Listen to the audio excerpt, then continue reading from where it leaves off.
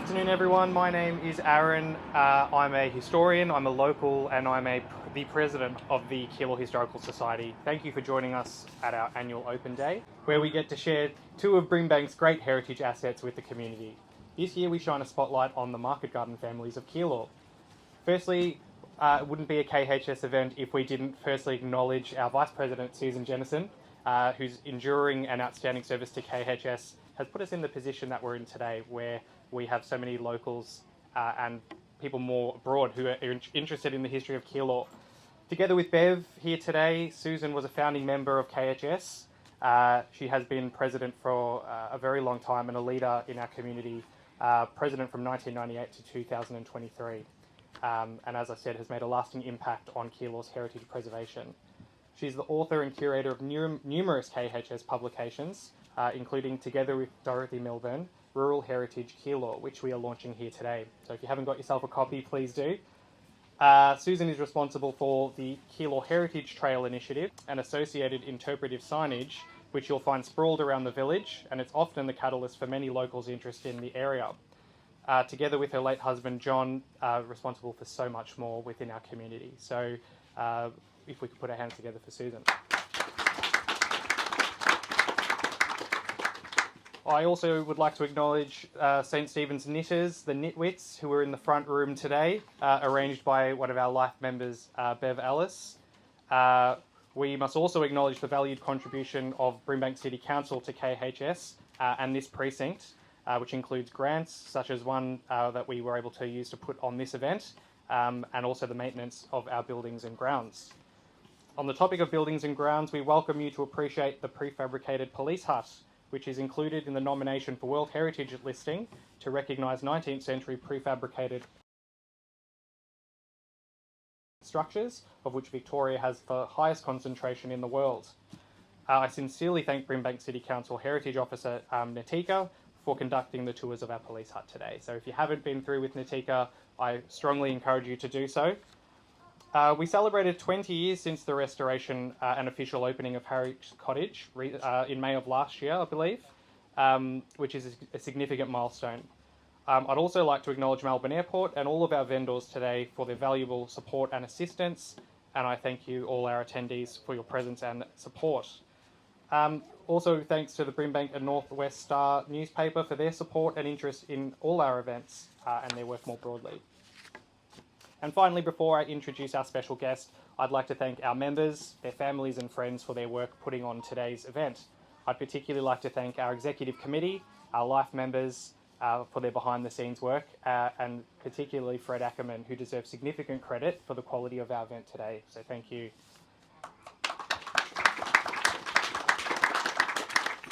It's now my pleasure to introduce Councillor Virginia Tarkos, Councillor for the Horseshoe Bend Ward, an avid supporter of KHS, Harrick's Cottage and the Keilor Police Hut.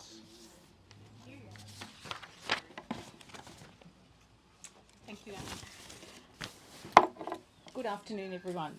I'm Councillor Tarkos, and I'm very privileged to be the Ward Councillor for Horseshoe Bend Ward. This is my 8th year, and extremely proud to stand here. So on behalf of Brimbank City Council, I respectfully also acknowledge and recognise the Wurundjeri and Boonwurrung people as the traditional custodians of this land and pay respect to their elders past, present and future. I would like to acknowledge all representatives from the Keilor Historical Society and all other groups here today. Thank you for inviting me to this annual Keilor Historical Society Open Day, and we're really privileged to have wonderful weather today. It's a great opportunity for the community to explore some of the most significant heritage sites in Keilor. These sites tell an important story, not just about Brimbank's history, but Victoria's as well. Historically significant landmarks are all around us, especially in Keilor. Harrick's Cottage and the Keilor Police Hut are two sites that hold very strong ties to the Victorian gold rush. This allows us to get a feel of what life was like more than 160 years ago in the 1860s. That was a time in history where fortune hunters used this area as a pit stop on their way to try their luck at the Ballarat and Bendigo goldfields. This year we are also highlighting the importance of market gardening and the families of the market gardener in the development of this area. And I'm very proud to say there are some market gardeners here today that have got very strong ties to the Keilor area. More broadly, the innovations to state heritage recognised technology that revolutionised the farming sector in this area. People would know that HV Mackay, we're having an open day there as well, and they developed the Harvester International, which was key machinery in farming in all over the world. And today, Keilor Historical Society is proud to launch a new publication and a series of interpretive panels titled Rural Heritage of Keilor, created by Susan Jennison and Dorothy Milburn. They tell the story of early agriculture and farming, particularly market gardening in Keilor. Congratulations on this magnificent publication. Brimbank City Council thanks the Keilor Historical Society and all the amazing volunteers for your extraordinary hard work and dedication. The work you do is very significant in advocating for the protection of Brimbank's heritage, managing this important place here we see today, and keeping our history alive. Council is proud to support this open day. I hope everyone gets to enjoy being here and learning something new about Keilor and its history and its fascinating heritage and legacy to this area. Before I finish off, I'd like to alert to everyone that in The Age today, there is an article regarding the heritage of Keilor and Brimbank. I just wanted to read out just one small paragraph. And this is a testimony also to John Jennison, who's not here today, but as many people have said, really feel his presence today. I'm going to tear up in a moment. Campaigning by the Keilor Historical Society and the Council led to the saving of another important relic, an iron cottage shipped as a flat pack in the 1850s from England. Police at Keilor used it to keep an eye on the diggers heading out to the goldfields. After being used as a shed, the Keilor police hut was dismantled and stored away, hidden in the shed. It was stored away, dismantled, and with access to a grants of $400,000 in funding from the council and state government, and the tireless work of Susan Jennison, this enabled us to restore it to its resplendent past on a site right here on our left. So if you get a chance today, please pop in and have a look, and you'll get a real feel of what it was like back in those days. So thank you very much for that.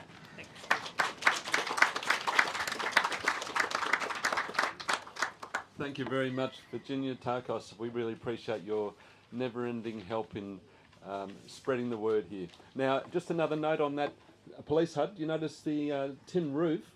That's actually been coated with fish oil to protect it. So that's in a natural state, and that'll stay like that for ages to come. So thanks very much for that. That was wonderful what Brimbank Council did to help us with that in the state government.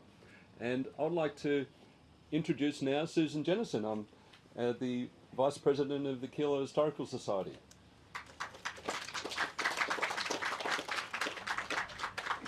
I have to hobble.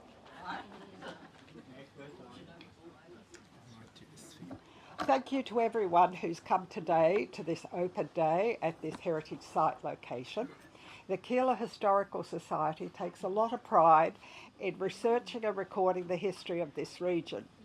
To Councillor Vakos, to President Aaron Magro and other attendees, it's great to see you all.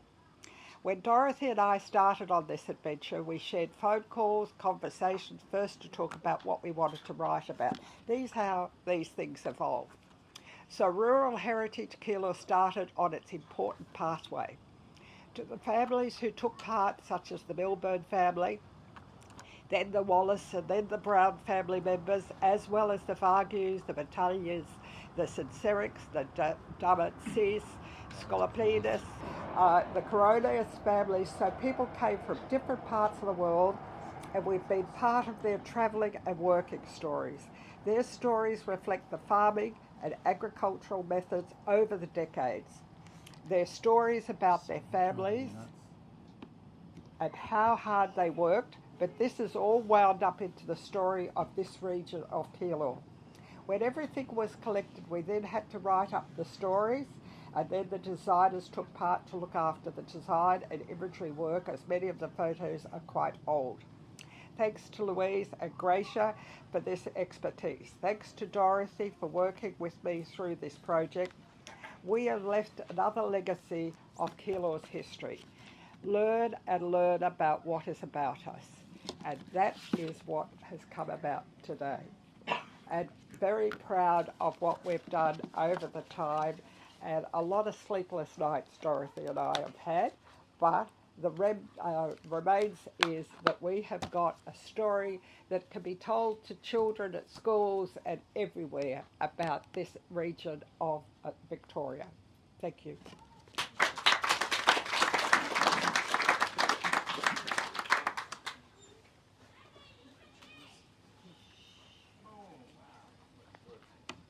Thank you, Susan. Just to conclude, I want to thank you all again for attending. Our work really does rely on the hard work and passion of our volunteers, and as such, we welcome new members. Please see one of us if you would like to join, if you haven't already. And I'd also like to share that we will be hosting our annual Anzac Day service at the Keilor Cenotaph at the Keilor Hub on Wednesday, the 25th of April. More details to follow. Thank you very much.